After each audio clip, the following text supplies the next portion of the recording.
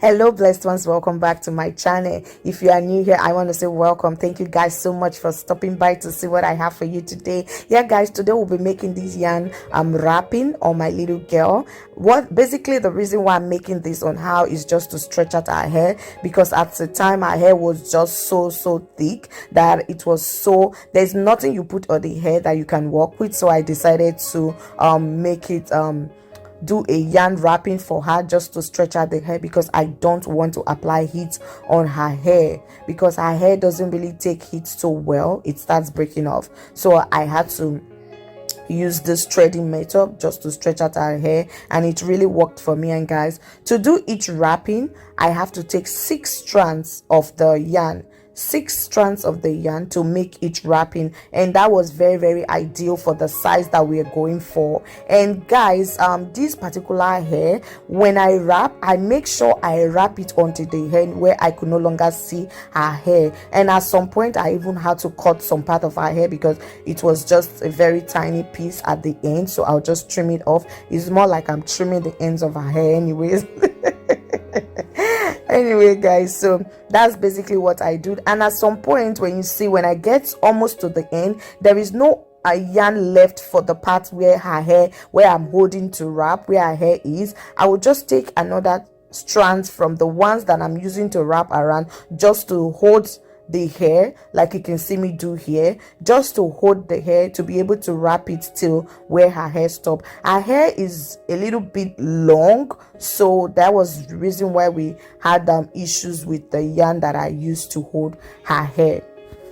And guys, so that was basically what I did, and at the end I just tie it around just to secure the tip. And guys, if you want to use any other method to secure the tip, you have to be extremely careful, because not all kids understand the fact that you don't want to burn their hair. They think you want to burn their hair, and it can be really scary for them. So what I basically did, I would just use the yarn to wrap it around and just secure the tip. Sometimes you can even use a rubber band just to secure the tip. Just use a rubber band to secure the tip if you know that you can accommodate the lighter or the candle or whatever, which can be really dangerous. So you just use a rubber band to secure the tip, guys. So guys, at this point I will just leave you guys to enjoy the rest part of the video, and I'll be right back.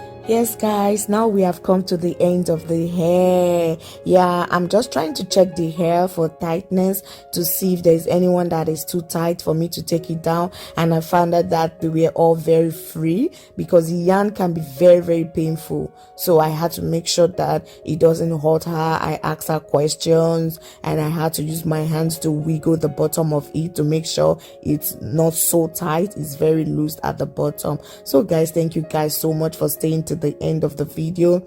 This is the end product, and she actually took this hair for like 2 weeks. Just like joke, and she took it for like 2 weeks, and it was beautiful. And I put it in a ponytail, and that was how she took it till I eventually unwrapped the yarn from her hair.